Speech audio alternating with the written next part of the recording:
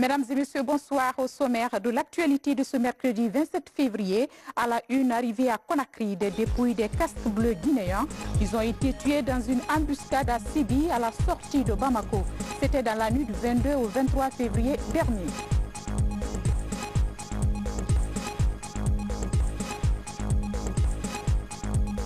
Travaux publics, le tronçon Kissi-Dougou-Tokuno sur la nationale 6 est en chantier.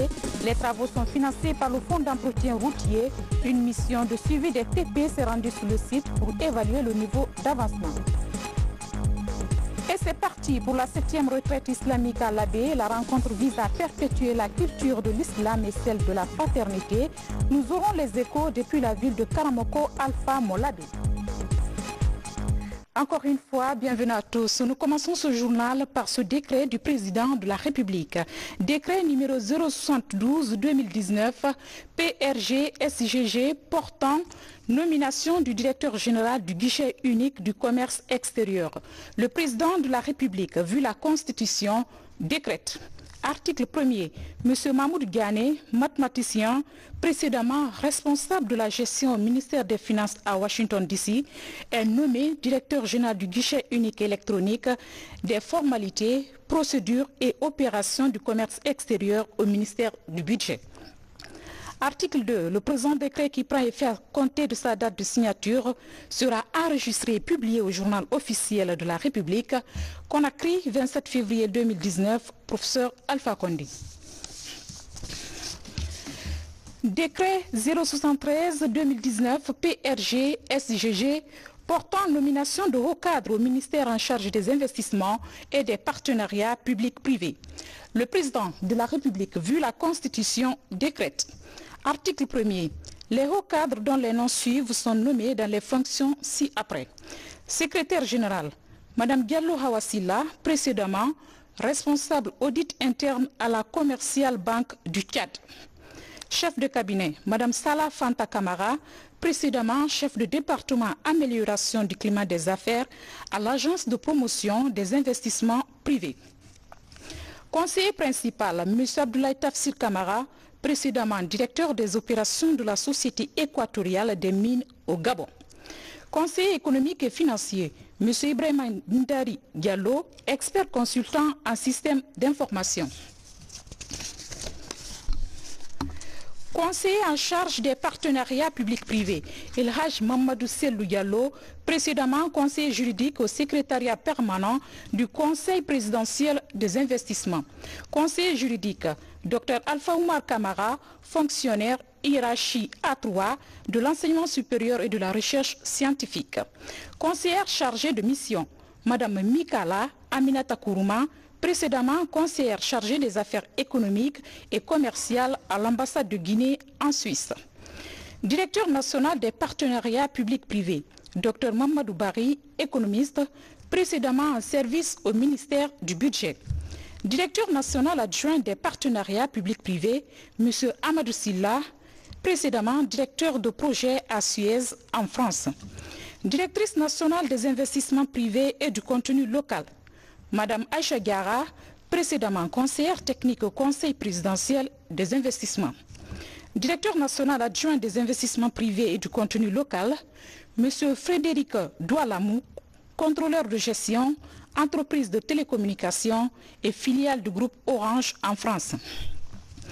Directeur national de la promotion du secteur privé de la compétitivité pays, M. Bamba Oliano, précédemment chef de département promotion des investissements à l'Agence de promotion des investissements privés. Directeur national adjoint de la promotion du secteur privé de la compétitivité pays, M. Gara Doumbouya, précédemment projet manager à Capning à Toulouse en France. Directrice du bureau de stratégie de développement, Mme Rose Paula Price-Mou, conseillère en développement de systèmes informatiques, précédemment en service à Intercell. Directrice adjointe du bureau de stratégie de développement, Mme Evelyne Camara, précédemment gérante de Arica Global Ingénierie. Inspecteur général, M. Kerfala Silla, précédemment inspecteur à la Banque centrale de la République de Guinée. Inspecteur général adjoint, M. Mohamed Lamine Keïta, précédemment en service au ministère des Transports. Attaché de cabinet, M. Antoine Camara, précédemment en service à l'Agence des promotions des investissements privés. Article 2, le présent décret qui prend effet à compter de sa date de signature sera enregistré et publié au journal officiel de la République, Conakry, 27 février 2019, professeur Alpha Condé.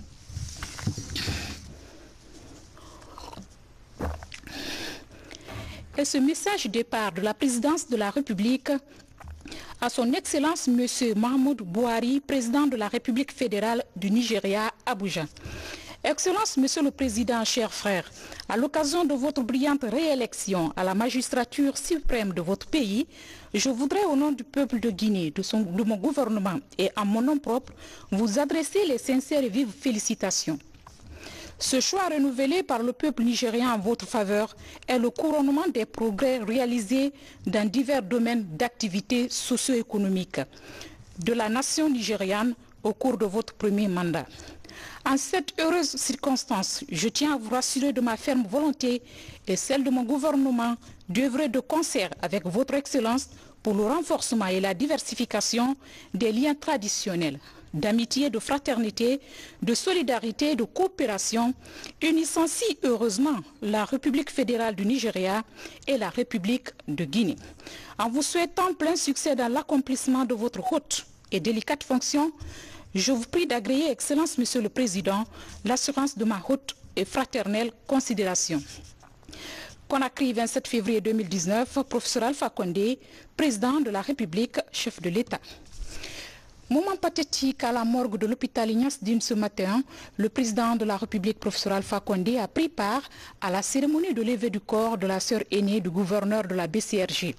La défunte Sarah Nabé est décédée hier des suites de maladie. Sanassi Keita. L'hôpital Ignace Dine. Le président de la République arrive dans cette structure sanitaire de la capitale pour prendre part à la levée du corps de la sœur aînée de Lunseni Nabé, gouverneur de la Banque centrale de la République de Guinée. Sarah Nabé est décédée ce mardi 26 février 2019 ici à l'hôpital Ignace Dine des suites d'une longue maladie. Kobarka.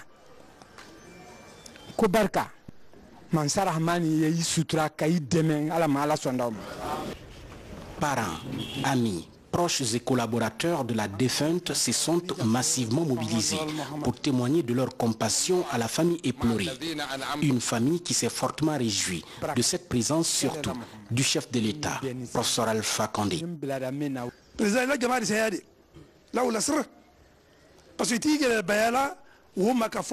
Ni fantan le indi fama le indi setine sete indi masa etigere ba uma ba kero ro idina anyi wali ma bolali ala ma sara la yi ala ma sara la yi sara ko nyumala parce que fem da fouté iba foi que la fin de fouté be akele gele iba nyuma ke gele iba juma ke gele ele mi kele tiya ah ni no ma président de délégation le wala.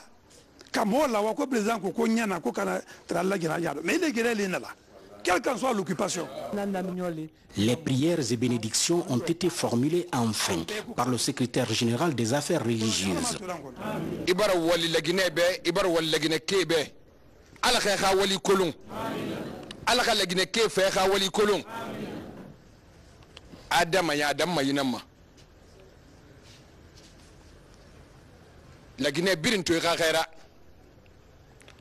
kono kini ne kay boyma wallahi mo khobara la ara ami kham mi tima mangara ala nam mi finda mangara ala yunara ay finde fi mangara mo ko be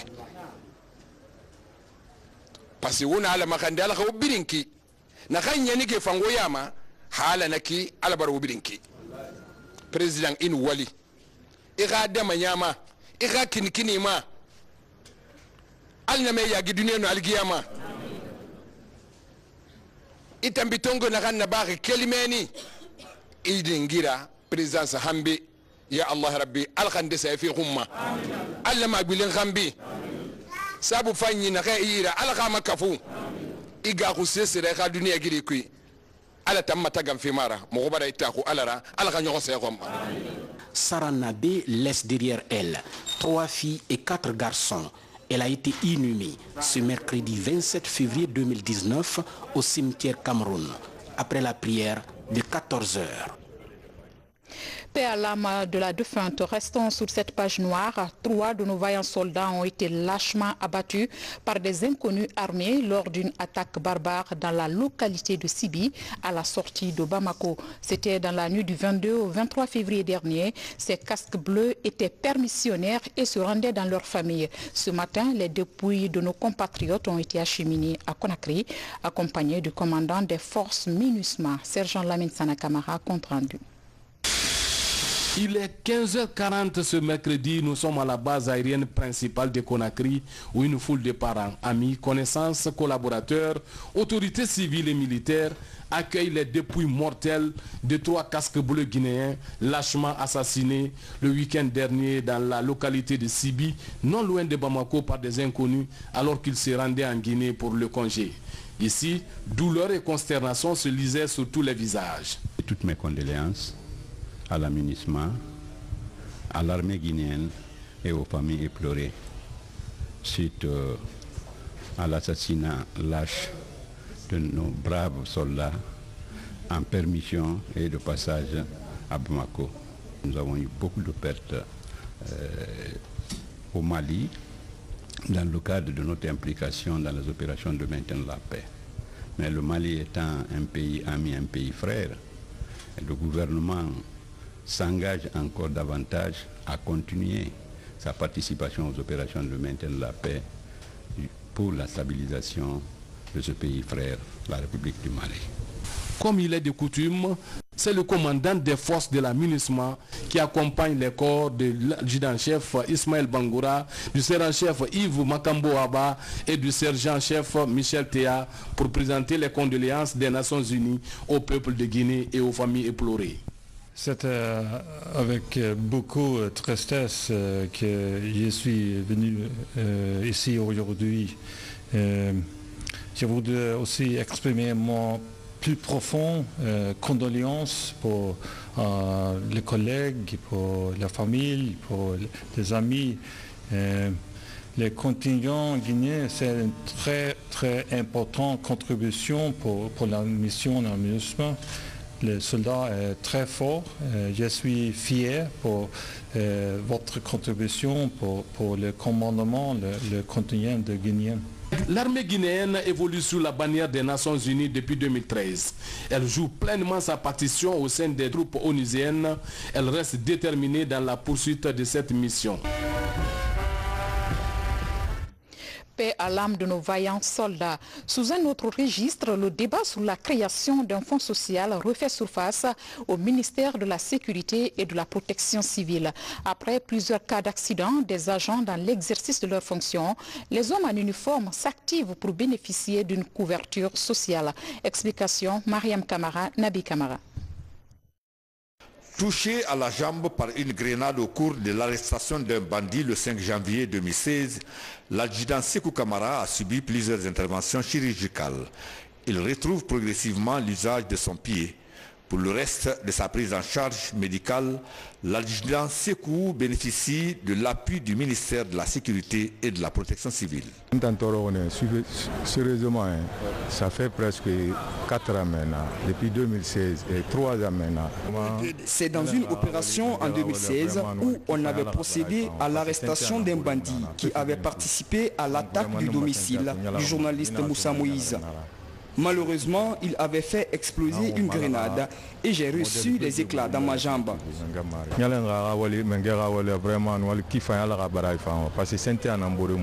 À l'image de cet agent blessé, il y a plusieurs autres cas d'accident des hommes en uniforme qui sont enregistrés. Pour leur prise en charge, la question du fonctionnement du Fonds social de la sécurité et de la police est relancée ce mardi. C'est 5% qui doit être prélevé sur le salaire de tous les fonctionnaires de police et le gouvernement donne sa part, les 10% de la masse salariale du corps de la police et de la protection civile. C'est ça le fonds social. On est sur la procédure de prélèvement. Plusieurs courriers ont été adressés au niveau du ministère du budget. Nous attendons la suite. Ce fonds devrait servir à l'amélioration des conditions de travail des agents de sécurité, surtout dans une profession où chaque mission représente un risque. Pendant ce temps, l'heure est à la restitution à l'Assemblée nationale. Après avoir sillonné les structures sanitaires du pays, les parlementaires de la commission santé présentent les résultats obtenus sur le terrain. C'est avec l'appui financier de l'USAID. Compte rendu Al-Gassimba. Le contrôle de l'action gouvernementale est l'une des missions de l'Assemblée nationale. À travers ce document de 37 pages, la commission santé du Parlement fait la restitution de la visite des structures sanitaires du pays. Nous avons constaté d'abord qu'en 2018, au niveau des structures, les responsables locaux ont exécuté au pied de la lettre les recommandations que nous avons faites. Ce n'étaient pas des recommandations difficiles parce que c'était l'hygiène. Nous avions trouvé en 2017 des toiles d'araignées un peu partout, des nids de guêpes, des toilettes qui n'étaient pas du tout utilisables, des cours qui étaient envahis d'herbes sauvages et le matériel qui n'était pas entretenu, bien que ce soit vétus mais non entretenu. Et nous avons vu un abandon de postes par certains cadres de la santé affectés là. Nous sommes tellement satisfaits. Pour vous dire, ce n'était pas d'habitude en Guinée d'avoir les parlementaires sur le terrain, faire les visites dans les institutions sanitaires, échanger avec les citoyens sur les problèmes de la santé. Donc on est déjà satisfait de ce pas et on souhaite que ça continue. Le nouveau document contient plusieurs recommandations, parmi lesquelles la rénovation du CHU Ignace Dine à l'image de celui de Donka et le renforcement des équipements de certaines structures sanitaires. Nous allons mettre les recommandations là à la disposition du cabinet pour corriger là où nous pouvons toutes les remarques qui ont été faites. C'est obligatoire. Je vous dis que ce n'est que par ce biais qu'on peut aller de l'avant. Si on n'accepte pas d'être critiqué, on ne peut pas progresser. Deuxième du genre, cette restitution est un volet du projet intitulé « Participation des citoyens à la gouvernance de la santé ». L'opération est mise en œuvre par FHI 360 en collaboration avec les partenaires au développement. Elle est financée par l'USAID à hauteur de 12 millions de dollars pour 3 ans. Et puis, validation de la stratégie nationale de développement durable du tourisme. Ce document qui sert désormais de guide au secteur a été élaboré par les cadres du ministère du Tourisme en partenariat avec les partenaires techniques et financiers. La rencontre est présidée par le Premier ministre chef de gouvernement. Reportage signé Ousmane Bangoura, bureau de presse de la primature. Durant 2 jours, les participants au nombre de 91 se sont penchés sur la question de stratégie nationale de développement durable, qui est un secteur transversal. L'objectif de cette rencontre est de faire de la Guinée une destination touristique attractive. Tout le monde dit que la Guinée a beaucoup de sites touristiques. C'est vrai, la Guinée est la synthèse touristique de l'Afrique de l'Ouest. Mais c'est en forme de potentialité. Il faut qu'on s'y mette pour mettre tout ça en valeur parce que nous avons la capacité et nous avons l'expérience, nous pouvons le faire. Les partenaires techniques et financiers sont résolument engagés à faire la promotion de ce secteur. Le but, vous l'avez compris, est d'augmenter le nombre de touristes qui viennent visiter la Guinée et qu'à travers ces visites, nous puissions créer des emplois et contribuer à l'économie ici en Guinée. C'est la raison pour laquelle cette stratégie a été développée. Nous sommes ravis de voir la gestion du tourisme comme un pilier clé de la diversification de l'économie guinéenne qui contribuera à la création d'emplois, promotion de l'investissement et de l'entrepreneuriat et aussi de la préservation du patrimoine culturel et naturel de ce pays merveilleux. Le développement du tourisme en Guinée est une priorité du gouvernement. Occasion pour le Premier ministre, Dr Ibrahima Kassouri Fofana, d'insister sur la nécessité du renforcement du partenariat public-privé. Cet instrument précieux qu'est la stratégie nationale dont nous disposons aujourd'hui devra nous faciliter le plein emploi de cet important potentiel par des approches et outils appropriés visant d'une part à réhabiliter et maintenir les sites existants et d'autre part à développer l'ordre touristique dans toutes ses dimensions, y compris artisanale, il n'y a pas de doute que la mise en œuvre de cette stratégie permettra une diversification de l'économie guinéenne avec une contribution plus accrue du secteur du tourisme. 2 jours d'intenses travaux ont débouché sur l'élaboration de la cartographie nationale des sites touristiques et la mise en place d'un cadre de concertation pour une meilleure stratégie. Bientôt la fin du calvaire des usagers du tronçon Kissidougou-Tokuno sous la nationale numéro 6. Le chantier est en cours pour éliminer les points critiques en vue de faciliter la mobilité des citoyens. Les travaux sont financés par le Fonds d'entretien routier à hauteur de 5 milliards de francs guinéens. Une mission de suivi des TP est allée s'enquérir de l'évolution du chantier. Ansman Toumane Kamara. Sur la route nationale numéro 6, Kissidougou-Kankan, le tronçon Tokuno-Kissidougou est en chantier pour éliminer les points critiques. 80 km sont concernés par ces travaux de 4 mois. Sur cette distance, l'entreprise contractuelle à 16 km a reprofilé et sur le reste du tronçon, traité les points critiques. Et on a fait un traitement de bourbier à la hauteur de 65%. Et en ce qui concerne le rechargement, on a fait un effort vu la nature de ce que vous avez observé derrière et devant ce qui n'a pas été fait. Donc nous sommes en quelque sorte pour le rechargement à la hauteur de 35%. L'État, à travers le Fonds d'entretien routier, débloque 5 milliards de francs guinéens pour faciliter la mobilité des citoyens sur ce tronçon de la RN6 qui relie la forêt à la savane guinéenne. Pour rentabiliser cet investissement, une mission de supervision du ministère des TP est venue évaluer les travaux en cours. Nous sommes satisfaits de constater que l'entreprise a démarré les travaux depuis le 15 janvier 2019. Et les travaux avancent, tant bien que mal. Nous avons émis des réserves au niveau des carrières à rechercher, parce qu'il faut du bon matériau. Comme vous le savez, la forêt est une zone où il pleut extrêmement. En attendant sa reconstruction entière, la RN6 Kissidougou-Kankan a été ces 2 dernières années un calvaire pour les usagers. Le ministère des Travaux publics est désormais engagé dans un programme d'entretien régulier du réseau routier avec un suivi rigoureux des entreprises en charge des travaux. L'adéquation formation-emploi est un défi majeur pour le ministère de l'enseignement technique et de la formation professionnelle. 2 écoles techniques sont dotées en outils pédagogiques pour renforcer les capacités des élèves en informatique et en anglais. Le premier groupe a bénéficié d'une formation de 3 ans. Reportage signé Moussa Komara. C'est un partenariat réussi entre le ministère de l'enseignement technique de la formation professionnelle et l'ONG School to School Guinée. L'introduction de l'anglais et de l'informatique au centre de formation professionnelle de Donka et de Ratoman. 296 élèves vont être impactés pour une période de 3 ans. L'idée est de faciliter l'employabilité de ces jeunes dans un pays où les diplômes peinent à s'insérer dans le tissu économique. On croyait simplement qu'en faisant cette intervention-là, on donnait des outils concrets à une grande partie, à un grand groupe, et que ça nous permettait de le faire en un peu moins de temps. On ne voulait pas aller vers un programme qui s'échelonnait sur une année.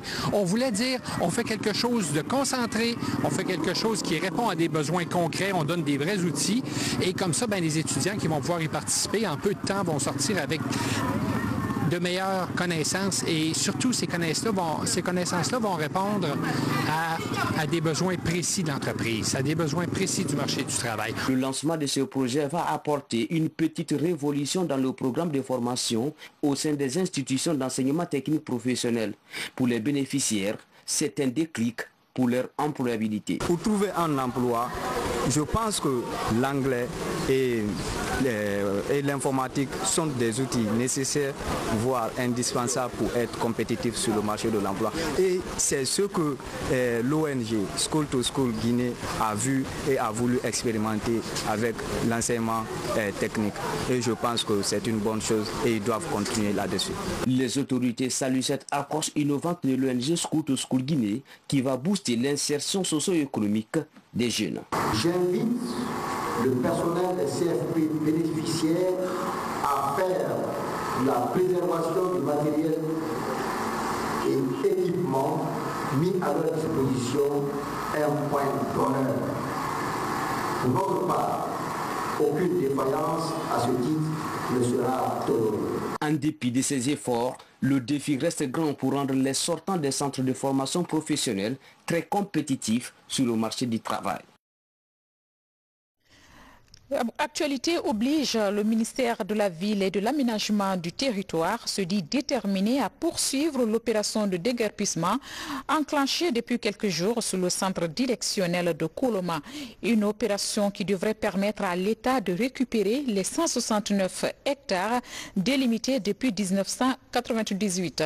À cet effet, nous vous proposons la déclaration du ministre de la Ville et de l'Aménagement du Territoire. Il est au micro de Martin Fansinadouno. Mesdames et messieurs, le ministère de la Ville et de l'Aménagement du Territoire rappelle une fois de plus que le site de Koloma, actuellement appelé centre directionnel, a été identifié par la Première République pour recevoir les services administratifs.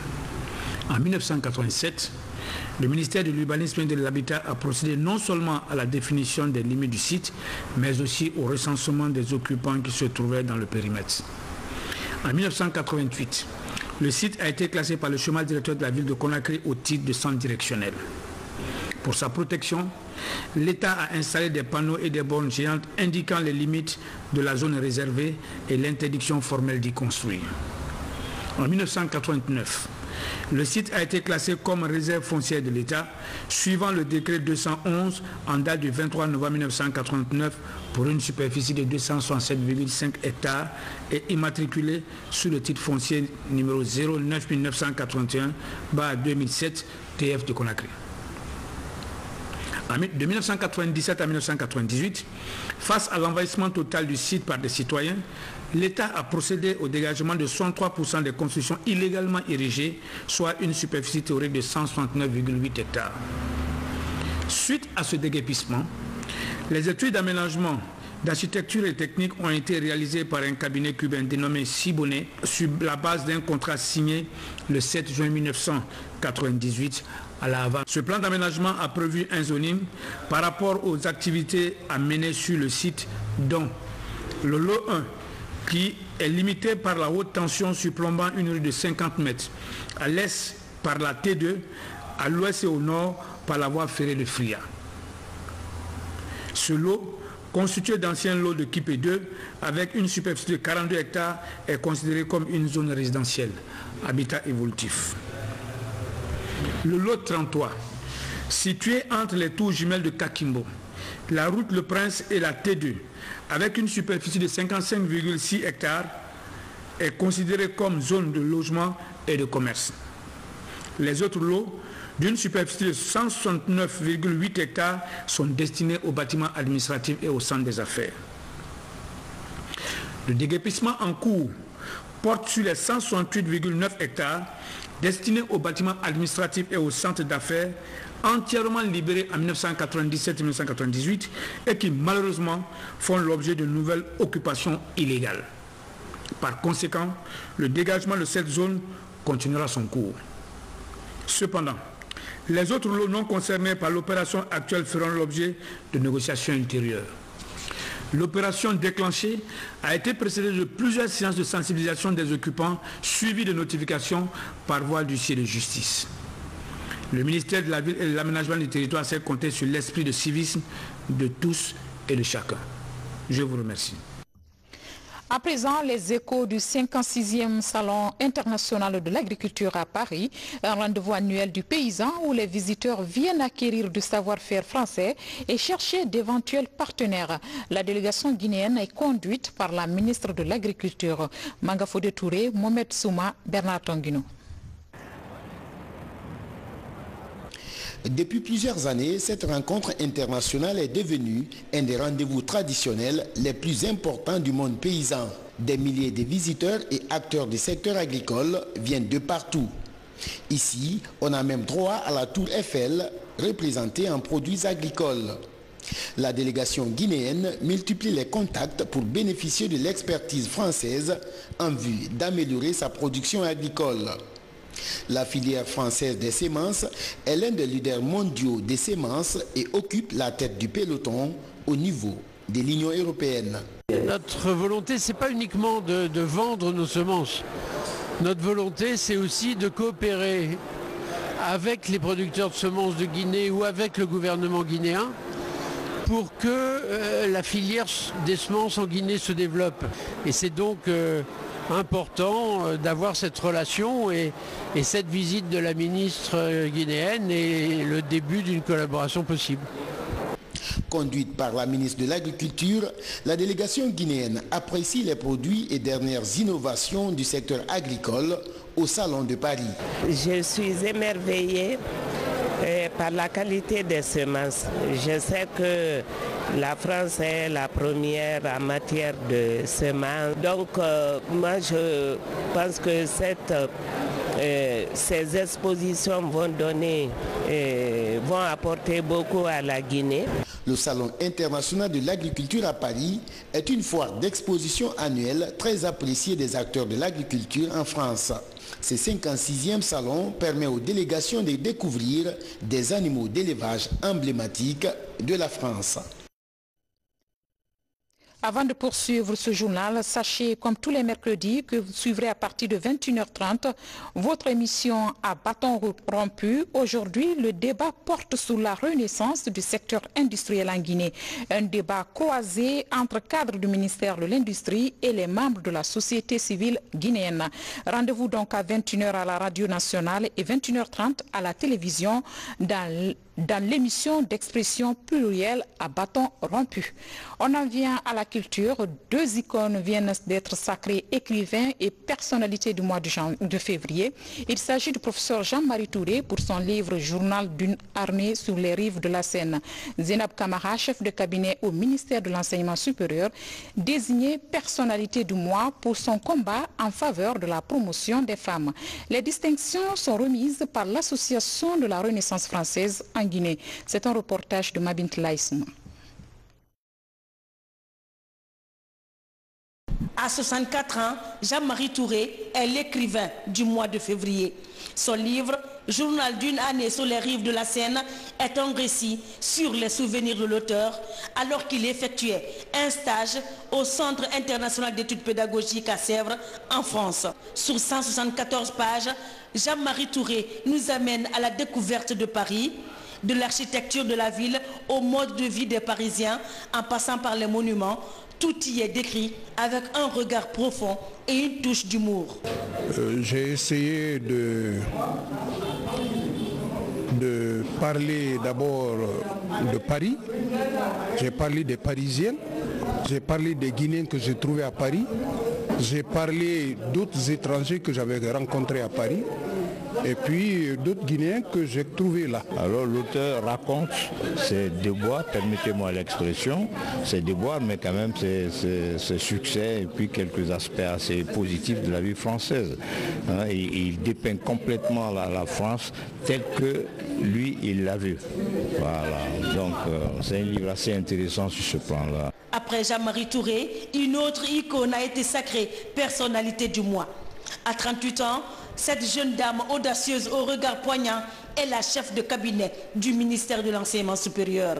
Zénab Kamara tire son épingle du jeu à cause de son combat pour la promotion des filles et des femmes.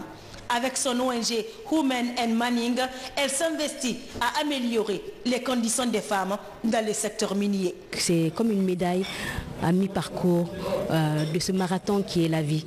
Et cela me booste, m'encourage à faire beaucoup plus, à continuer dans mon engagement pour le développement de la Guinée, de l'Afrique et également être cette inspiration pour les jeunes filles, pour les jeunes, pour dire que tout est possible, mais il faut se construire un parcours. Ces distinctions sont remises par la délégation de la Renaissance française en Guinée. Des prix pour soutenir et encourager des hommes et des femmes qui se démarquent dans leur domaine. Félicitations aux heureux récipiendaires. Un mot de religion à présent, ouverture de la grande Ziara dans la ville de Karamoko Alpha Molabé. C'est le premier jour de la 7e édition de cette retraite islamique. L'objectif pour les organisateurs est de perpétuer la tradition de leurs ancêtres, tradition basée sur la culture de l'islam et celle de la fraternité. Habib Kiam, Salif Silla depuis l'Abi. C'est la 7e Ziara ou retraite islamique organisée par les talibés et les descendants de Karamoko Alpha Molabé. Les adeptes de la Tigania et plusieurs autres érudits du Fouta sont mobilisés pour la circonstance. Notre attente, c'est quoi? C'est essayer de regrouper tous les descendants de Karamoko Alpha Molabé et ces talibés pour ensemble et réciter le Coran, prier Dieu pour nos aïeux, Karamoko Alpha Molabé et ses descendants, prier pour nos parents, prier pour nous, descendants de Karamoko Alpha Molabé, et prier pour toute la Guinée, pour qu'il y ait la paix, la quiétude sociale et surtout le bonheur. Créée en 1993, la fondation Karamoko Alpha Molabé entend ainsi perpétuer un héritage légué par le fondateur de l'Abbé et sa grande mosquée. Au Fouta ici, chaque ziara, on fait ce que nos parents faisaient. Leur travail, c'est adorer le bon Dieu et lire le Coran et enseigner l'islam. Inch'Allah, on va continuer aujourd'hui, mercredi, demain, jeudi, vendredi, on va clôturer le samedi, Inch'Allah. Karamoko Alpha Molabé est né en 1692 à Djoba, dans la sous-préfecture de Djountu, actuelle préfecture de l'Elouma. C'est dans cette cour et sa case mythique que l'érudit Karamoko Alpha Molabé organisait sa troupe pour le djihad islamique. Plusieurs siècles après, la tradition islamique se poursuit non pas par le djihad, mais par la culture de l'islam et la fraternité. Voilà, c'est la fin de cette édition. Merci à toute l'équipe technique du jour, à vous également. Merci pour votre fidélité à la télévision nationale. À demain.